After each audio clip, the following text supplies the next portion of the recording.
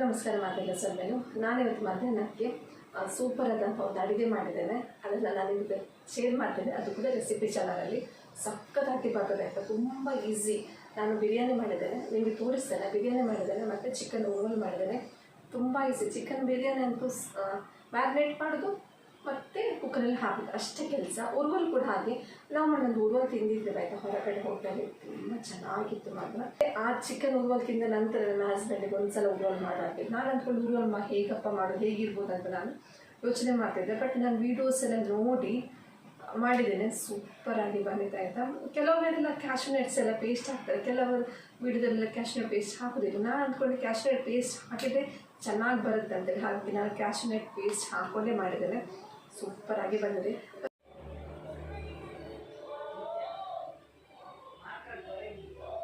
ಆನಂತರ ಪ್ರಾನ್ಸ್ ಬಿಟ್ಟು ಅಲ್ಲೇ ಉಂಟಲ್ಲ, ಇದನ್ನು ಕ್ಲೀನ್ ಮಾಡಿ ಇಟ್ಕೊಂಡಿದ್ದೇನೆ. ಯಾಕೋಲ್ಲ ಇದನ್ನು ಕೂಡ ನಾನು ರೆಸಿಪೀಸಲ್ಲಿ ಹಾಕ್ತೇನೆ, ನೋಡಿ.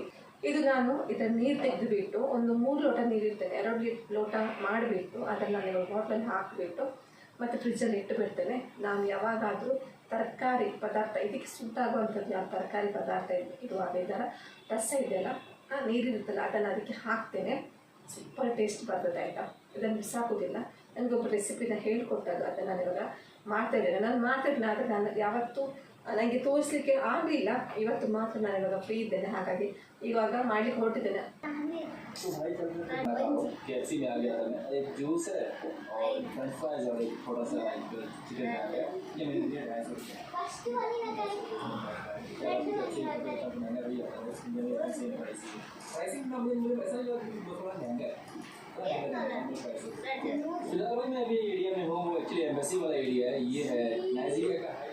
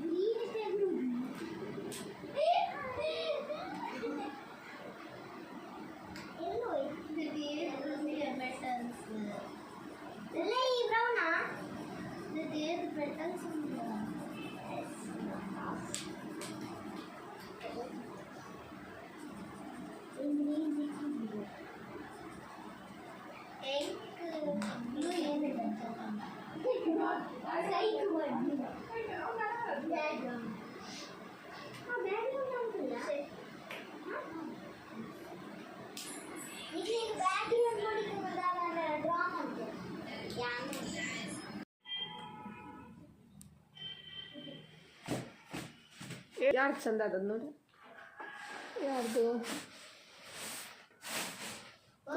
ತೋರಿಸಿ ಮಾರೈತೆ.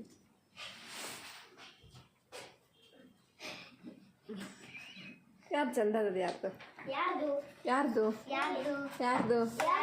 ಯಾರ್ದು ಅವನು ಹೇಳ್ತಾನೆ ಯಾರು ಚಂದ ಅದದು? Who is winner? ಹನ್ಶಲ್ ಸೆಕೆಂಡ್, ಅಕ್ಕ ಇನ್ನೊಂದು ಅಕ್ಕನ ಫ್ರೆಂಡ್. ಅಯ್ಯೋ ಅಕ್ಕನಿಗೆ ಅವನು ಹೇಳುವುದಿಲ್ಲ. ಯಾರಿಗೆ ಅಕ್ಕ? ನೀನು ತಡ ಎಂತ ಪ್ರೈಸ್ ಎಂತ ಉಂಟು? ಹಾಂ ಕರೆಕ್ಟ್. ಚೀಟಿಂಗ್ ಅಲ್ಲ, ಫ್ರೆಂಡಿಗೆ ಫಸ್ಟ್ ಪ್ರೈಸ್ ಅಲ್ಲ? ಹೌದು. ನೋಡ ಚಂದ ಉಂಟು ನೋಡು, ನಾನು ನೋಡ್ತೇನೆ. ಅದೆಂತ ಬ್ಲೂ ಮೇಲೆ ಚಿಚ್ಚಿ ಮಾಡಿದಾಗೆ.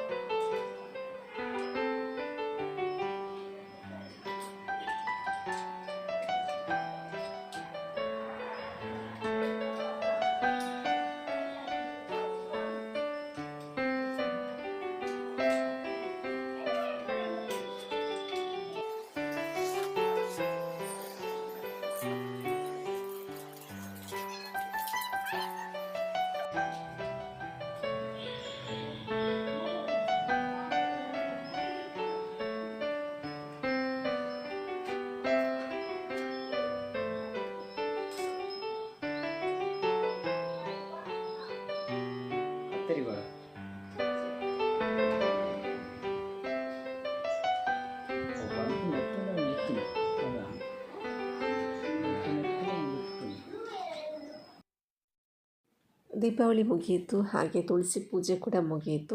ಲೈಟ್ನಿಂಗ್ ಇವಾಗಷ್ಟೇ ತೆಗೆದೆ ನಾನು, ಎಲ್ಲ ಕೂಡ ಪ್ಯಾಕ್ ಮಾಡುವ ಅಂಥೇಳಿ. ಬರುವ ವರ್ಷಕ್ಕೆ ಬೇಕಲ್ವ. ಹೂ ಆಲ್ರೆಡಿ ಒಂದು ಬಿದ್ದಿತ್ತು ಲಾಸ್ಟ್ ಟೈಮೇ, ಅದು ನಾನು ಎತ್ತಿಟ್ಟಿದ್ದೆ. ಇವಾಗ ಒಂದಿತ್ತು, ಅದನ್ನು ತೆಗೆದೆ. ಮತ್ತು ಲೈಟಿಂಗ್ಸ್ ಎಲ್ಲ ಒಂದು ಬಾಕ್ಸಲ್ಲಿ ಹಾಕ್ತಾಯಿದ್ದೇನೆ. ದೀಪ ಎಲ್ಲ ನಾನು ಮೊದಲೇ ಒಣಗಿಸಿಬಿಟ್ಟಿದ್ದೆ, ಅಂದರೆ ತೊಳೆದುಬಿಟ್ಟು ಬಿಸಿ ನೀರಲ್ಲಿ ತೊಳೆದುಬಿಟ್ಟು ಸ್ವಲ್ಪ ಸರ್ಫೆಲ್ಲ ಹಾಕಿ ಒಣಗಿಸಿಟ್ಟಿದ್ದೆ. ಇವಾಗ ಅದನ್ನು ಒಂದು ಚೆಂದ ಮಾಡಿ ಬೇರೆ ಕವರಲ್ಲಿ ಹಾಕಿಬಿಟ್ಟು ಎತ್ತಿಡ್ತಾಯಿದ್ದೇನೆ. ಎತ್ತಿಡಲಿಕ್ಕೆ ನಮಗೆ ಜಾಗ ಇದೆ. ಇವಾಗ ಗೂಡುದೀಪ ಕೂಡ ಹಾಗೆ ಏನು ಫೋಲ್ಡ್ ಮಾಡಲಿಕ್ಕೆ ಹೋಗೋದಿಲ್ಲ, ಅದನ್ನೇ ಸೀದಾ ನಾನು ಇಡ್ತೇನೆ.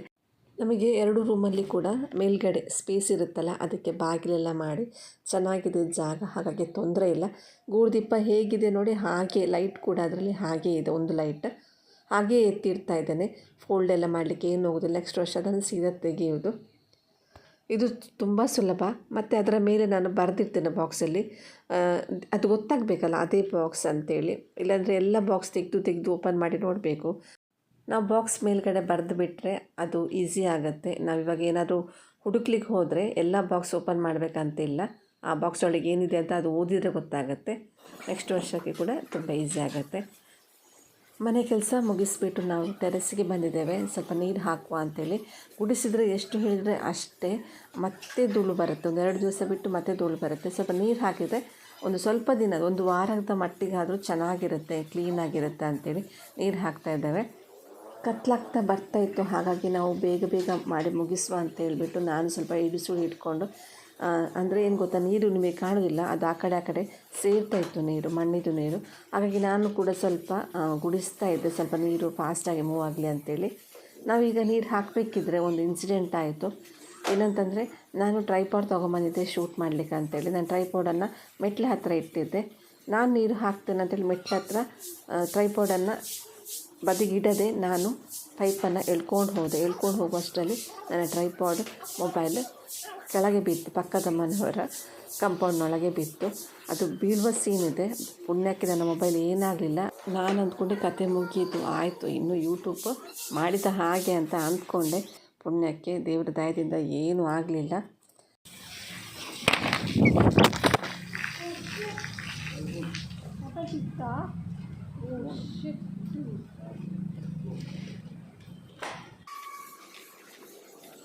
ಹಾಗಾದರೆ ನಾನು ಇವತ್ತಿನ ವೀಡಿಯೋನ ಇಲ್ಲೇ ಆ್ಯಡ್ ಮಾಡ್ತಿದ್ದೀನಿ. ಇವತ್ತಿನ ವೀಡಿಯೋ ಇಷ್ಟ ಆಗಿದ್ರೆ ಲೈಕ್ ಮಾಡಿ, ಶೇರ್ ಮಾಡಿ ಮತ್ತು ಸಬ್ಸ್ಕ್ರೈಬ್ ಮಾಡಿ.